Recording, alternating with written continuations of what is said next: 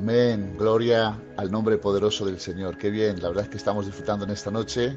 Qué alabanzas más preciosas en la voz de nuestros hermanos y qué bien, amén, estas oraciones donde se puede ver corazones sinceros delante de su presencia cómo adoran al nombre poderoso del Señor. En primer lugar, da gracias a Dios, hermanos míos, por poder estar con todos ustedes. Es un honor inmerecido que una persona como yo pues hoy pueda estar administrando, amén, la palabra del Señor a todos ustedes. Para mí es un honor que no merezco, y sabiendo de que todo es por gracia y que si podemos predicar, administrar o cantar, todo es por gracia. Nada tiene el hombre si no le es dado del cielo. Y dar gracias también a mi amigo y compañero Josué, que bueno, sabe que el aprecio es mutuo, que la junto un montón y que creo que la presentación ha sido un poco desmesurada, pero volvemos a lo mismo. Es por la amistad y el cariño que nos tenemos el uno con el otro, ¿vale? Y nada, decirles que es una bendición estar con ustedes, que Dios bendiga esta iglesia tan maravillosa de Bilbao, a toda la ciudad, a todas las personas y componentes, y que Dios venga trabajando con cada uno de ellos y bendiciendo y dándoles aquello que ellos necesiten en el nombre poderoso de Jesús de Nazaret. Miren, en esta noche, pues la verdad es que desde que me llamó nuestro hermano Josué, pues como todos estamos en pensamiento de saber cuál es con certeza la palabra que Dios quiere que hoy se predique. Y llevo ya varios días pues meditando entre varias palabras que tenemos ahí, y hoy en esa meditación, hablando con Dios, pues creo que ha confirmado en mi corazón esta palabra. Espero que les haga bien. Mi deseo es de que la palabra del Señor les haga bien y nos dé sobre todo un poquito más de fe y aferrándonos a la esperanza de la promesa. Amén. Ese es el título del mensaje. Amén. La esperanza de la promesa. Un título maravilloso y bendecido. Tengo que decirles de que desde que tengo yo uso de razón, hay una frase que llevo grabada en la retina de mi memoria y por generaciones se ha ido inoculando en todos los creyentes de Jesucristo, nuestro Señor. ¿Cuál es esa frase? Yo sé que tú la sabes, pero es una frase muy repetida, muy dicha y que ya se ha hecho parte de nosotros. La frase es: Cristo viene pronto. Amén. Cristo viene pronto. Y así nos lo dice nuestro Señor Jesucristo de sus propios labios en el Evangelio de Juan, capítulo 14, versículo 1 al 3, y leemos en el nombre del Padre, del Hijo y del Espíritu Santo. Amén. Dice la palabra del Señor: no se turbe vuestro corazón. ¿Creéis en Dios? Creed también en mí. En la casa de mi Padre muchas moradas hay.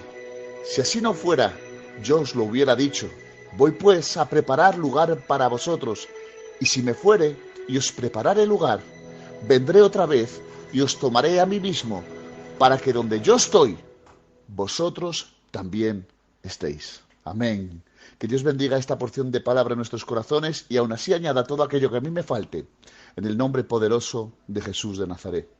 Miren, hermanos míos, ya en el momento de su ascensión, en los capítulos finales de los Evangelios y en los iniciales del libro de los Hechos, hay una esperanza al cumplimiento de la promesa del retorno de Jesús a por los suyos, empezando a contar el minutero del reloj los instantes de su esperada venida.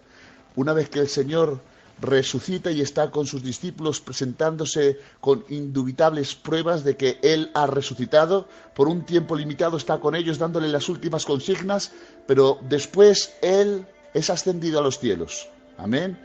Y la promesa de su venida por los suyos empezaría a contar en el minutero del reloj. Empezaría a contar esos instantes de otra vez su ansiada venida a tomar a los suyos consigo mismo. Ya en esos momentos que estamos hablando, con total legitimidad, se fragua un saludo. Este es uno de los saludos más utilizados desde el seno evangélico, pronunciado como una expresión que engloba su significado. Maranata, que significa el Señor viene. Amén, gloria a Dios. Esta expresión fue empleada por el apóstol Pablo al final de la primera epístola a los Corintios, en el capítulo 16 y versículo 22, cuando advierte: el que no ame al Señor Jesucristo sea anatema, maldito. Y concluye y dice: Maranata, que significa el Señor viene. También el apóstol Pablo en Filipenses capítulo 4 y versículo 5 nos advierte: vuestra gentileza sea conocida de todos los hombres. Y dice: el Señor está cerca, que transliterado significa Maranata, el Señor viene pronto. También encontramos en la epístola de Santiago en el capítulo 5 y versículo 8 una palabra también portentosa y dice: tened también vosotros paciencia y afirmad vuestros corazones, porque la venida del Señor se acerca. Amén. Que no es otra cosa que el deseo de Maranata, Cristo viene. Incluso el propio Jesucristo lo confirma prometiendo su propio regreso en el pasaje del libro de Apocalipsis, en el capítulo 22 y versículo 20, cuando dice: ciertamente vengo en breve. Amén. Todas estas afirmaciones significan lo mismo: Maranata, Cristo viene. Yo no sé si tú te alegras, hermano mío, como yo me alegro cuando escucho esta palabra. No es una muletilla, no es una frase hecha. Maranata, Cristo viene pronto. Amén. La promesa del retorno de Jesucristo, hermanos míos, es un elemento central en la predicación del Nuevo Testamento. Pero debemos de reconocer que ha surgido un gran problema de fechas y acontecimientos por la confusión de dos actos parecidos pero diferentes. Uno es el rapto de la iglesia, repito, el rapto de la iglesia, y otro es la venida de Cristo a reinar en la tierra. Amén. Repito, uno es el rapto de la iglesia y otro es la venida de Cristo a reinar en la tierra. Miren, antes de que venga Cristo a reinar en la tierra, 1000 años, ¿saben? Sucederá un hecho maravilloso. Sí, el retorno de Jesús a por su iglesia en el aire. Esto es, Cristo vendrá nuevamente y tomará consigo a los suyos de entre los vivos y los muertos. Este acontecimiento no es el juicio final, sino que Él volverá por la novia de Cristo. Asimismo la tomará para llevarla a las bodas del Cordero, como dice en Apocalipsis capítulo 19 y versículo 7. Sí, hermanos míos, hay diversos nombres para este evento: el rapto, arrebatamiento, advenimiento, pero todos ellos confirman la misma verdad: Cristo vendrá a por su iglesia. Amén. Y escúchenme, dentro de estas dos diferencias entre la venida de Cristo y el rapto, vemos grandes diferencias, hermanos míos, y vamos a hablar de estas diferencias rápidamente, de estas diferencias entre el arrebatamiento y la segunda venida. Amén. Vamos a dar solamente 10 anotaciones sobre las diferencias entre el rapto y la venida de Cristo. La primera: en el arrebatamiento los creyentes se encontrarán con el Señor en el aire, según dice Primera de Tesalonicenses capítulo 4 y versículo 17. En la segunda venida los creyentes regresarán con el Señor a la tierra, según dice Apocalipsis capítulo 19 y versículo 14. Segunda diferencia: en el arrebatamiento ocurre antes de la tribulación. Esto quiero dejarlo claro: antes de la tribulación. Primera de Tesalonicenses capítulo 5 y versículo 9 lo dice así tanto Apocalipsis capítulo 3 y versículo 10. Mientras que la segunda venida ocurre después de la grande y terrible tribulación, como así nos dice Apocalipsis capítulo 6 y versículo 19. Tercera diferencia: el arrebatamiento es trasladado de los creyentes de la tierra como un acto de liberación. Es ese traslado de los creyentes que estamos aquí sufriendo en la tierra como un acto de liberación. Así lo dice en Primera de Tesalonicenses capítulo 4 y versículo 13 al 17 y Primera de Tesalonicenses capítulo 5 y versículo 9. Mientras que la segunda venida incluye el quitar a los incrédulos como un acto de juicio de parte de Dios. Así lo dice Mateo capítulo 24 versículo 40 y 41. ¿Se dan de cuenta de las diferencias? Cuarta diferencia: el arrebatamiento será secreto e instantáneo, según dice Primera de Corintios capítulo 15 y versículo 50 al 54, mientras que la segunda venida será visible para todos. Todo ojo lo verá. Así lo dice Apocalipsis capítulo 1 y versículo 7 y Mateo capítulo 24 versículo 29 al 30. Quinta diferencia, hermanos míos: en el arrebatamiento Satanás estará muy activo. Una vez que sea arrebatada la iglesia, Satanás estará muy activo. Así lo dice en Apocalipsis capítulo 12 y versículo 12 y Apocalipsis capítulo 13 y versículo 2. Mientras que en la segunda venida, escuchen esto, Satanás será atado y encadenado y echado al abismo. Así lo dice en Apocalipsis capítulo 20, versículo 1 al 3. Sexta diferencia, y vamos rápido. En el arrebatamiento, la paz será quitada de la tierra. Cuando la iglesia suba hacia el cielo, realmente, aunque digan que es tiempo de paz, será una paz falsa. La paz verdadera que produce el Espíritu de Dios y la iglesia estando aquí será quitada. Sin embargo, en la segunda venida, la paz será restaurada en la tierra, según dice Isaías capítulo 9 y versículo 6. Séptima diferencia, justo después del arrebatamiento, el anticristo aparecerá venciendo y para vencer. Dice en segunda de Tesalonicenses capítulo 2 versículos 7 y 8 y Apocalipsis capítulo 6 versículo 1 y 2. Mientras que en la segunda venida, el anticristo será derrotado y echado al fuego. Así lo dice en Apocalipsis capítulo 19 y versículo 20. Octava diferencia, hermanos míos. El arrebatamiento tendrá lugar en un abrir y cerrar de ojo, en un instante, rápidamente. Sin embargo, en la segunda venida dice que Jesús permanecerá aquí en la tierra para reinar 1000 años en la tierra. Amén. Novena diferencia, y voy rápido, dejo los versículos, muchos de ellos. Dice, justo después del arrebatamiento, los enemigos de Israel tratarán de destruirlo. Irán por Israel e intentarán acabar con Israel. Esto pasará justamente después del arrebatamiento. Sin embargo, en la segunda venida Jesús destruirá a los enemigos de Israel e Israel será su pueblo. Así lo dice Apocalipsis capítulo 19, versículo 17 al 21.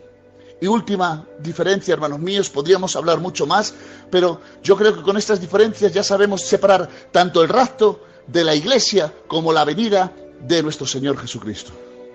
Miren, la última diferencia es que el rapto es inminente.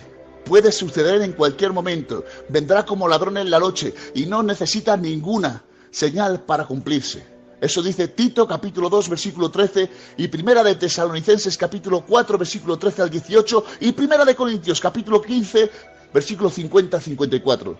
Mientras que para la segunda venida de Cristo no ocurrirá hasta después de ciertos otros eventos que se cumplirán antes y durante esos tiempos tengan lugar. Esto es, en los 7 años de la gran tribulación, y antes se irán cumpliendo ciertas profecías que se tendrán que cumplir plenas antes de que Cristo venga, amén, a reinar 1000 años. Gloria al nombre poderoso del Señor. Y miren, para poder entender mejor este misterio, el rapto, el arrebatamiento de la iglesia, Pablo nos da un texto clave en Primera de Tesalonicenses, capítulo 4 y versículo 13 al 18. Y me gustaría que pusieras atención y que te gozaras con este versículo. Dice así la palabra del Señor. Tampoco queremos, hermanos, que ignoréis acerca de los que duermen, para que no os entristezcáis como los que no tienen esperanza, porque si creemos que Jesús murió y resucitó, así también traerá Dios con Jesús a los que durmieron con él. Por lo cual os decimos esto en palabra del Señor, que nosotros que vivimos, que habremos quedado hasta el final de la venida del Señor, no precederemos a los que durmieron, porque el Señor mismo, con voz de mando, con voz de arcángel y con trompeta de Dios, descenderá del cielo, y los muertos en Cristo resucitarán primero. Luego nosotros, los que vivimos, los que hayamos quedado, seremos arrebatados juntamente con ellos en las nubes para recibir al Señor en el aire, y así estaremos siempre con el Señor. Por tanto, alentaos los unos a los otros con estas palabras. Gloria al nombre poderoso del Señor. Miren, tengo que decir que en medio de la aflicción de este mundo se está levantando un clamor de esperanza por parte de la iglesia, cual nunca se está diciendo: ven pronto Cristo, tu iglesia te espera. En medio del dolor, del llanto, en medio de esta pandemia, en medio de estas circunstancias, surge dentro de nosotros un clamor: ay, ya no queremos estar más aquí, Señor, ven pronto, ven por tu iglesia, Señor, ven pronto. Oh, Cristo, por favor, ven a por nosotros, llévanos, Señor, a un lugar de gloria con nuestros seres queridos.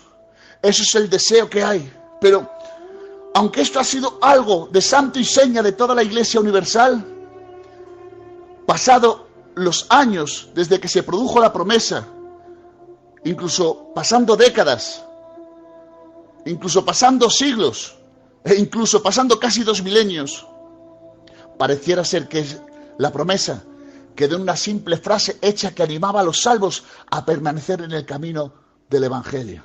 Sí, hermanos, ese Cristo viene pronto. Quizás después de 2000 años hay gente que dice que ese pronto se ha hecho demasiado largo. Cuando llegó el Evangelio a España a través de los padres de la obra y se extendió el mensaje de salvación, una de las expresiones principales en el mensaje es: Cristo viene pronto. ¿Quién no lo ha escuchado? ¿Quién no lo ha escuchado de nuestros mayores? ¿Quién no lo ha escuchado de los padres de la obra que han predicado este mensaje? Maranata, Cristo viene, ponte hoy delante del Señor, escúchame lo que te digo, ten las maletas preparadas porque Cristo viene pronto. ¿Quién no ha escuchado este mensaje? De tal manera que ellos mismos aseguraban que no verían muerte y que serían la generación escogida para recibir al Señor en el aire, predicando con vehemencia y denuedo que la venida del Señor a por su iglesia estaba ya a las puertas. Pero estos santos varones de Dios, por cierto, sucumbieron a la muerte. Y muchos fieles siervos que anunciaban la venida del Señor ya se reunieron con Él a través del camino de todos los hombres. Sí, partieron con el Señor. Nos encontramos en un momento singular donde el mensaje de la venida de Jesús a por su iglesia ha pasado a un segundo plano. Ya no se predica con esa fuerza, con ese entusiasmo: Cristo viene pronto. Damos paso a otra serie de enseñanzas, hermanos, que están bien, aplicaciones necesarias para la vida terrenal aquí en la tierra, pero hemos perdido el horizonte de nuestro destino. Sí, el horizonte de nuestro destino, que es una vida eterna con nuestro Señor Jesucristo. Tengo que decir algo, hermanos, todavía un poco más fuerte. Hay predicadores que no se atreven a predicar el Cristo viene pronto, porque no quieren cometer, según ellos, el error que otros cometieron, asegurando su venida que está cercana. Pero hoy quiero hacerles una pregunta, hermanos. ¿Realmente es un error?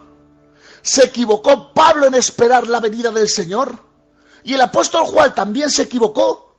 ¿Y el apóstol Santiago acaso cometió el error de decir que Cristo está cerca? ¿Y los padres de la obra? El tío Emiliano, el tío Mario, el tío Adolfo Ramírez, mi tío Ramón Hernández, que ya están en la presencia del Señor, cuando predicaron aquí en León, ¿acaso se equivocaron en pensar que Cristo podía venir en su tiempo de ministerio aquí en la tierra? ¿Se equivocaron estos santos varones?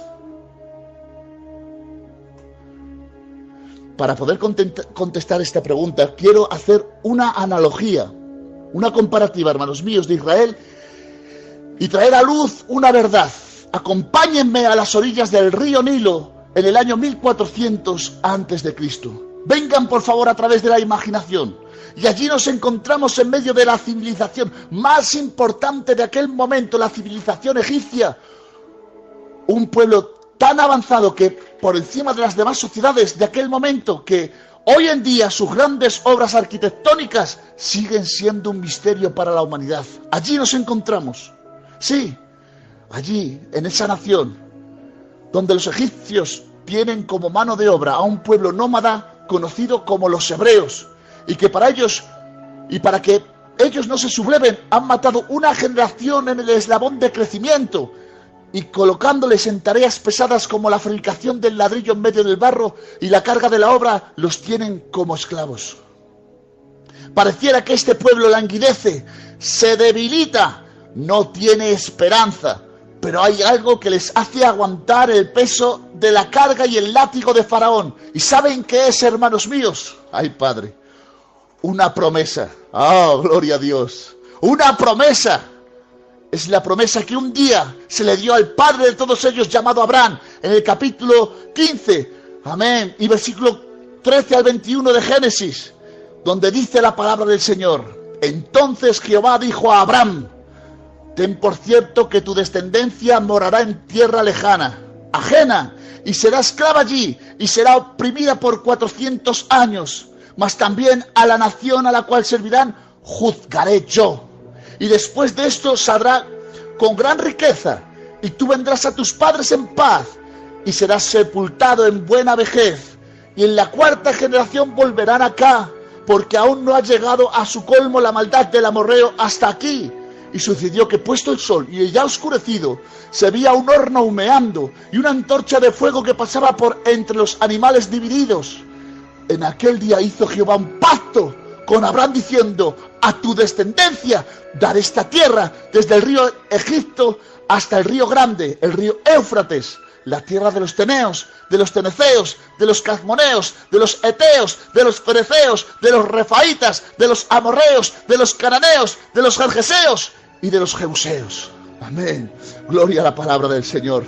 Ellos sabían que tenían que pasar por fatigas, que generaciones enteras acabarían sucumbiendo en el barro y en la paja de los adobes. Pero tenían una fe, hermanos míos. ¡Ay, Padre!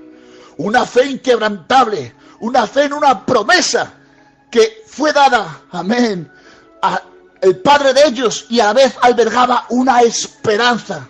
Una esperanza, hermanos míos. Esa esperanza les daba fuerzas para seguir hacia adelante. La esperanza de una tierra prometida. Y aunque estaban ahí, metidos en medio del barro, y aunque morían muchas personas en medio del barro, no podían arrancar de su corazón una esperanza de una tierra prometida. Sí, hermanos míos.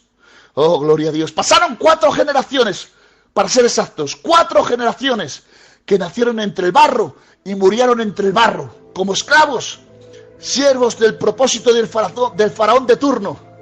Pero en ellos seguía vigente una promesa que no se podía arrancar de su corazón y que pasaba de padres a hijos. Y pensaban y decían: quizás nosotros seamos la generación que Dios tome para llegar a la tierra prometida. Y en esta esperanza se fortalecían. Ay, Padrecico, contra más eran humillados, más clamaban. Contra más eran golpeados, más miraban al cielo, porque sabían que un día, no sabían cuándo, pero un día Dios cumpliría su palabra y les daría, amén, el acceso a la tierra prometida. Gloria al nombre poderoso del Señor. Es verdad que muchos pensaron que serían ellos los que verían la liberación, pero sus ojos se cerraron y no llegaron a ver ese día. Muchos hebreos tenían esta fe, pero no llegaron, murieron entre el barro y entre el adobe, entre la paja. Murieron en medio del látigo de Faraón. Pero, ¿saben? Aunque murieron en esas circunstancias, lo que sí hicieron es inculcar a fuego esta promesa que Dios dio al padre Abraham, proveyendo de fe y esperanza, generando nuevas fuerzas a las siguientes generaciones. ¡Ay, Padre! ¿Me están entendiendo, hermanos míos? Era el propio golpe, el propio martirio. No llegarían, pero de ellos salía una fe tan poderosa que estaban inoculando, inyectando en las siguientes generaciones la promesa de la esperanza. ¿Por qué Dios permitió que murieran con la esperanza de algo que no consiguieron? Escúchenme. Porque esa esperanza era la que les abrigaba a las siguientes generaciones a seguir hacia adelante, para que la generación señalada por Dios se atreviese a seguir creyendo. ¡Ay, Padre, qué necesarios eran esos hombres! ¡Qué necesarios era la transmisión de padres a hijos! ¡Qué necesario era que la promesa de la esperanza no se muriera en los corazones de los padres, sino que fueran pasando de unos a los otros, que creyeran como que ellos mismos iban a recibir esa promesa! Pero aunque no la recibieron, fueron capaces de inyectar a la siguiente generación para que cuando Dios abriera el camino, esa generación saliera libre. No se equivocaron. No, porque necesitaban traspasar una esperanza genuina, una fe inquebrantable, una convicción a prueba de golpes y latigazos. Cualquiera, hermanos míos, hubiera sucumbido, viendo las muertes, viendo la situación, viendo que eran esclavos, viendo, hermanos míos, la pobredumbre, viéndose ahí tirados. Cualquiera hubiera sucumbido, pero no. Este pueblo tenía una fe inquebrantable, una convicción a prueba de golpes y latigazos. Eran tan necesarios estos hombres que su fe nunca murió. Ellos pudieron perecer aquí en la tierra, pero su fe no, sino que se engendró su fe en otros, esperando una promesa que se dio a alguien, escúchenme, que nunca vieron. No conocieron a Abraham. Ay, Padrecico, era lo que decían sus padres, pero era tanto el poder de sus padres que se lo creyeron. Nadie vio a Abraham, fueron muchas generaciones atrás, pero sin embargo era tanta la fe en la palabra que dijo alguien hace 4 generaciones que ellos la seguían manteniendo en pie. Era tan importante la labor de aquellos que murieron en el barro, que proyectaban la venida de un libertador, que para que esto fuera creíble, a los siguientes ellos mismos se lo tendrían que creer. Y esa creencia por la que murieron sus padres y los padres de sus padres y los padres de los padres de sus padres, una promesa dada a un hombre que no conocieron llamado Abraham, que Dios en ese momento no les estaba socorriendo, fuera tan grande que levantaron un clamor tan poderoso que conmovieron el cielo. Ay, Padre, acompáñenme a Éxodo capítulo 2, versículo 23 al 25, y dice: aconteció que después de muchos días murió el rey de Egipto, y los hijos de Israel gemían a causa de la servidumbre y clamaron. Ay, Padre, y subió a Dios el clamor de ellos con motivo de su servidumbre. Y oyó Dios el gemido de ellos, y se acordó de su pacto con Abraham, Isaac y Jacob.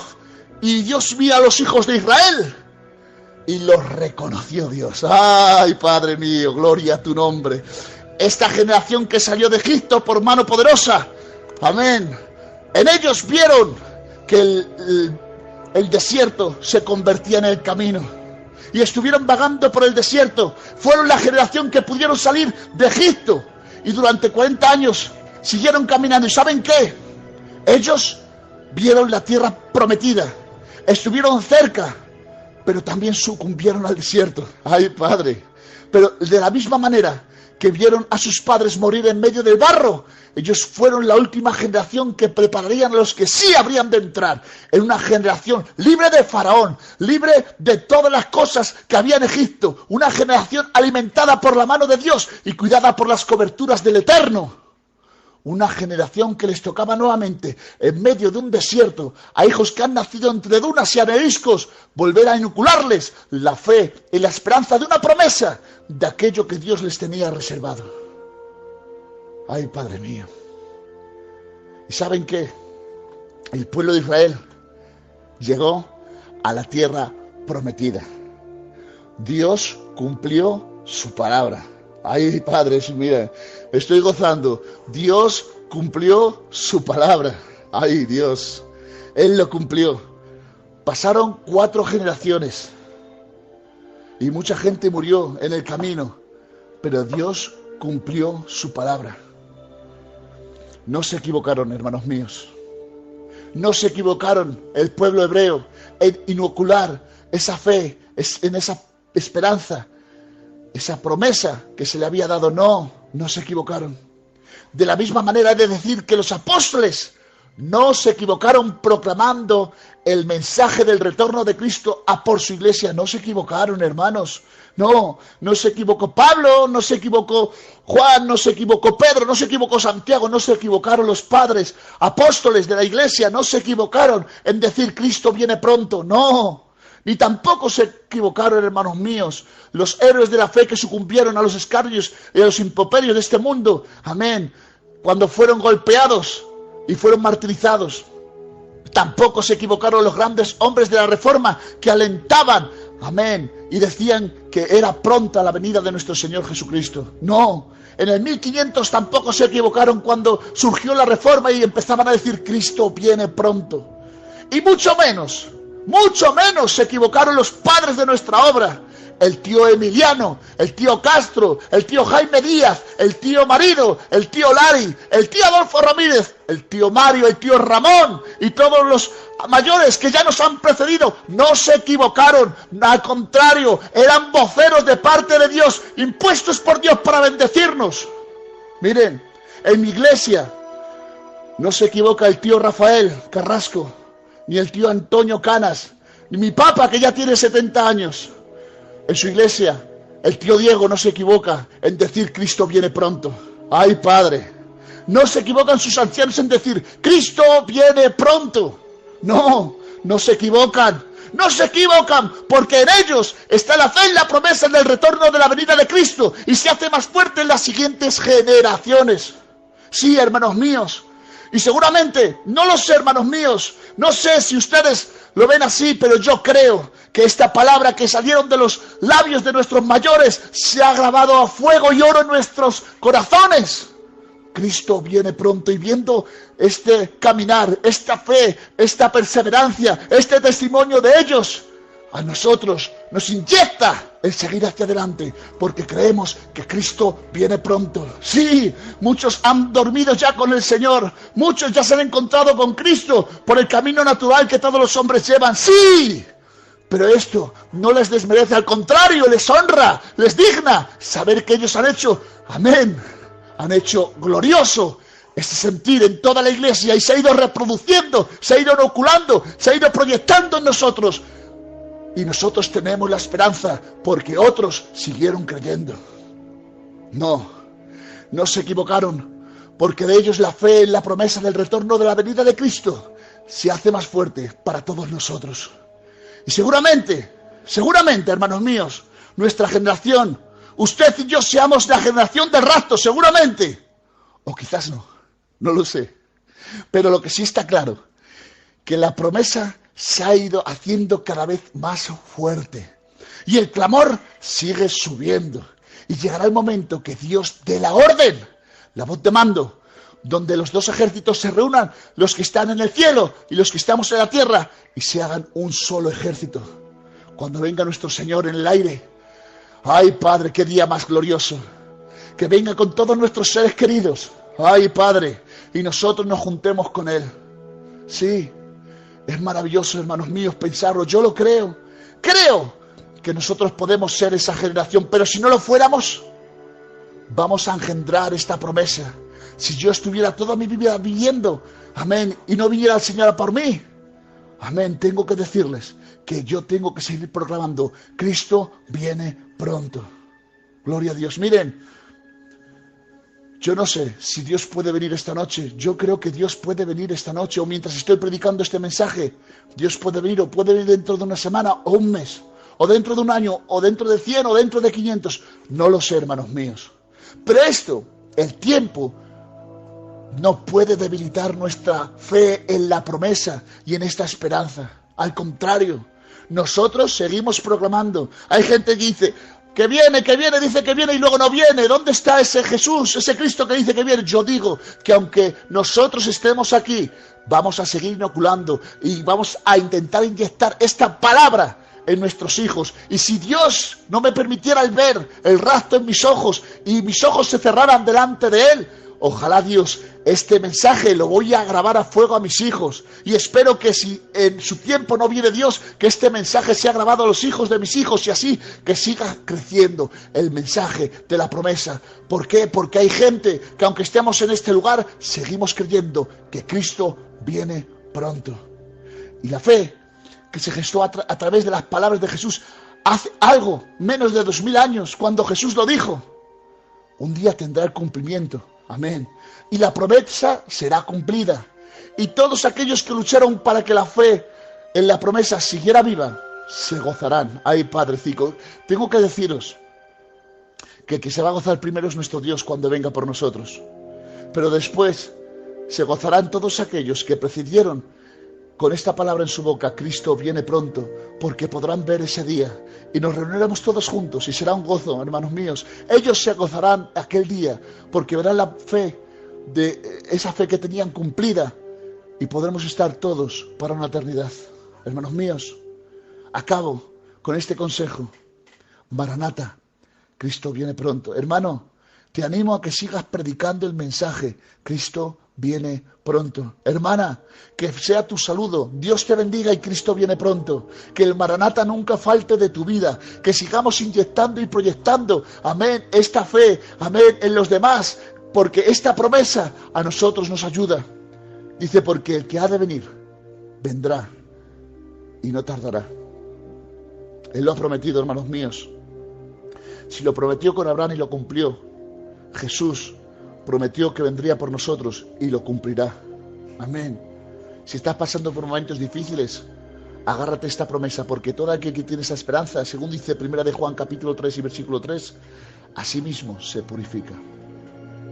Purifícate con esta expresión. Amén.